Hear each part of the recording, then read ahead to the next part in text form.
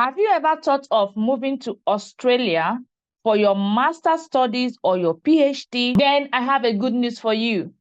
In this video, I'm going to show you how you can get a fully funded scholarship in Australia at the University of Monash. This scholarship will cover your tuition fees and up to 35,000 Australian dollars stipend, and it's also going to cover your flight ticket. Let's not waste too much of your time. Open Google and type in research training program stipend, and you can add Monash University to it, and you're going to see this link. Click on it. Let's do that together. And this is the website of Monash University. And this is the university that is offering this scholarship. So let's go through it for you to see everything that you need to know. The total value of this scholarship is $35,000 Australian dollars. And this scholarship is a research training program scholarships. And this is provided by the Australian government to support both domestic and international students undertaking research doctorate and research master's degrees. So let's scroll down and find more things that you need to know. So the benefit of this scholarship is that it provides a living allowance and a location allowance. Who is eligible for this scholarship? You must be an Australian citizen or a New Zealand citizen or Australian permanent resident or Australian humanitarian visa holder or an international student. And I believe you watching me right now, you fall into this category. You must meet the following criteria. You must meet Monash competitive scholarship selection process requirements. I'm going to open it so that we'll go through it together. And you must meet Monash English language proficiency requirements. So let's look into this one. I click on it. So when you scroll down here, you will see that Monash University approved English language countries. This university also provides some countries that don't need to write any English exam. So if you look down here, if any of your country falls in here, you don't need to write the exam. For example, if you're from Ghana, if you're from Kenya, Namibia, Nigeria, hello. If you are from Zimbabwe, Uganda. So if you are from all these countries, you don't need to write any exams. So, but if you are not from any of these countries, just go down and then you can see the exams that you need to take and just click any one of them, register and do the exam. But majority of you will not be needing this. Now, what did they mean by that you need to meet Monash competitive scholarship selection process requirements? So let's click on it to find out. I click on it. And here we go. So we come to this page. So this is a PhD research master's.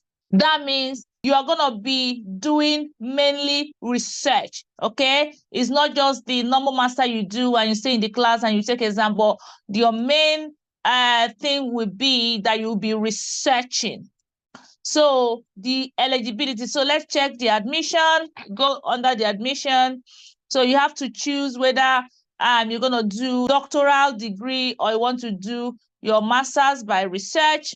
So if you click any of them, so let's say you want to do master's, you click it down to read about each faculty, okay? So the course you want to do, you come down to read more about it. So let's go back to the main page. So you have to, like I said, you have to know, oh, am I going to study master's or am I going to study PhD? Before applying for a graduate research degree, you will need to submit an expression of interest, which is called EOI, to the relevant faculty or academic units. So let's say you want to study engineering. What you're going to do is that you click on engineering. So how to apply? You check your eligibility. You need to know if you are eligible to study, graduated in the top 10 of your level, of your year level, graduated from a well-ranked university, have authored peer-reviewed research publications, possess excellent written and verbal English skills, scored well in a national graduate entrance exam. After that, you need to find a sponsor. So let's look into it, how to find a sponsor. So let's click on it. A Monash engineering research degree can be completed in any field of research where sufficient expertise and resources are available. You need to investigate the many research areas within the faculty and identify supervisors that are working in your field of interest. So let's see how we can find supervisor. I click on found here. And then this page is going to come out. So it says find a supervisor. Finding the right supervisor for your research is crucial to your graduate research degree. So let's see. So you can find your supervisor by research interests or by research projects. So let's say we want to find supervisor by research interest. So we click on find a researcher, and this page is going to come out. So you can see here that you can also refine your research by typing in exactly what is in your mind. But you can see that all the 307 results are here. So you can scroll down and find someone, James Reynolds, civil engineering. You can write him to become your supervisor. You can write this person in chemical. So it depends on what you want to study. Okay, their email, you can find the person's email and you're going to write the person. You can also click on view bio to see the person you're going to write and even read more. Okay, read more about the person. This is the person's email. I can be able to read more, like I said, everything that the person has done so far in the university, so that when you're writing, you can be able to convince that person. Okay, remember what you must find a supervisor before applying. You must find a supervisor. Very, very important. Good. So let's go back. Remember, how to apply is you checking if you're eligible, number one. Number two, find a supervisor. Number three, submit an expression of interest. So when you find a supervisor that you like, so let's click on number three to see what you're going to do. So look at it here. Once you have identified a supervisor in the research area of your choice, please complete the expression of interest form. This form will be forwarded to your nominated supervisor for assessment, and you may be requested to attend an interview. Okay, so as part of the online application, you will need to submit copies of the following documents. Submit your documents. If you have done any publications, your CV, your evidence that you speak good English, your current residency status, evidence of any scholarship currently receiving. So these are what you're going to include. So let's see how the expression of interest. Remember, when you found a supervisor, you're going to write to express your interest. Okay, so let's see how it's going to be. So when we click on it, you're going to fill this form. Put your name, your family name, your email, your nationality, and then please select which English test you have completed. Let's click on it. So just to prove to you that you must not write the English if you are among those countries, approved English countries. So you're going to click on that.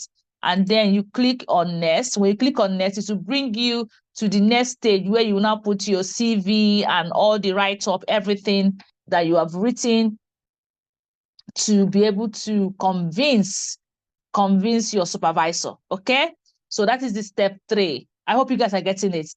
Step 4, obtain an invitation to apply. So after finding a supervisor, after expressing yourself, and after that, the supervisor will now write you, to tell you go ahead and apply for that scholarship. So let's see.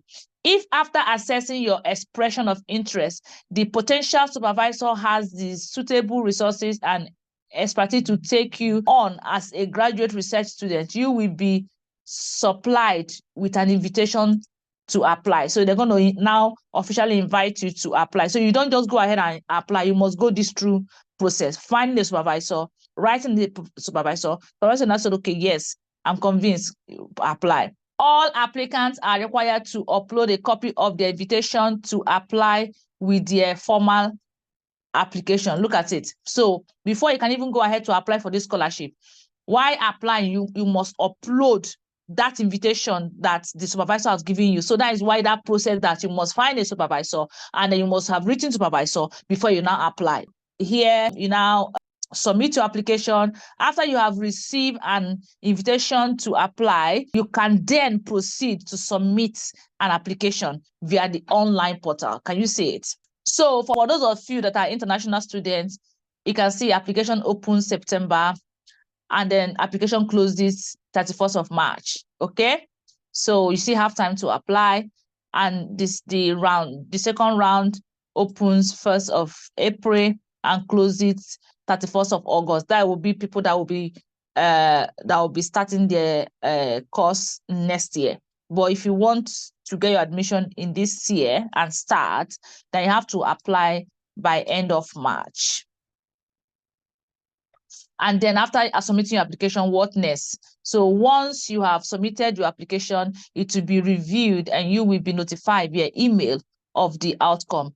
And you have to give them up to 4 to 6 weeks. And then the application, to submit your application, you're going to do it here.